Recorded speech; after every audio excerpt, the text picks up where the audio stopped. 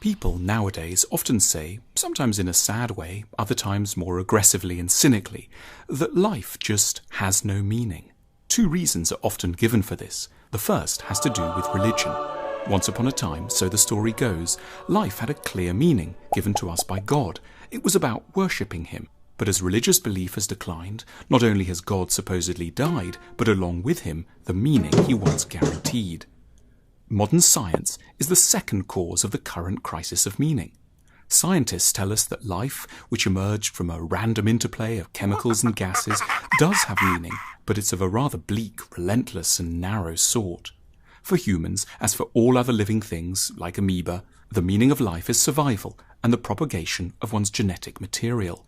It sounds very true and at the same time distinctly futile and melancholy.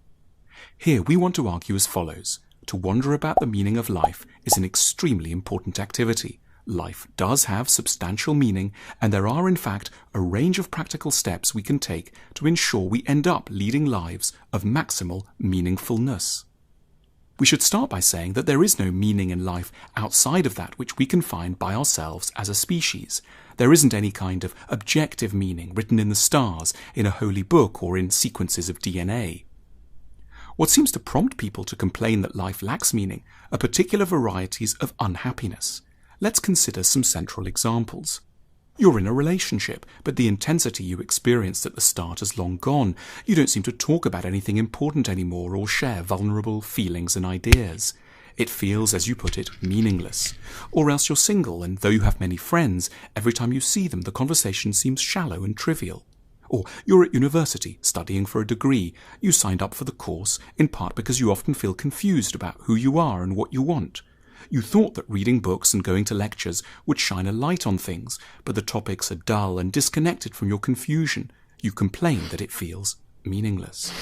Or you're working in a large, profitable company and earning a decent sum every week, but the work doesn't seem in the grander scheme important, by which you mean two things: that you don't seem to be making any great difference to anyone's life, and also that there's no profound part of you that you're able to bring to or incorporate in your work. It might as well be done by a robot.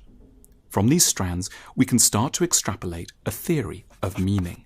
Meaning is to be found in three activities in particular: communication, understanding, and service.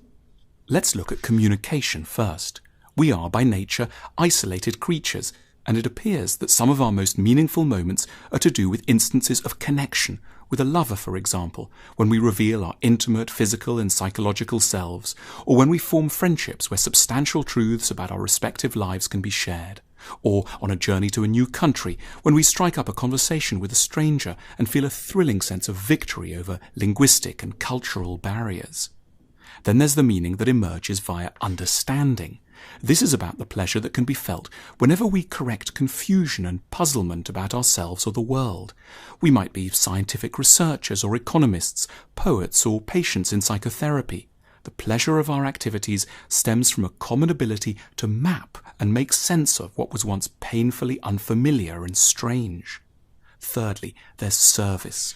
One of the most meaningful things we can do is to serve other people, to try to improve their lives, either by alleviating sources of suffering or else by generating new sources of pleasure. That includes medical professionals, but also people who bake cakes, write songs, or dance for a living.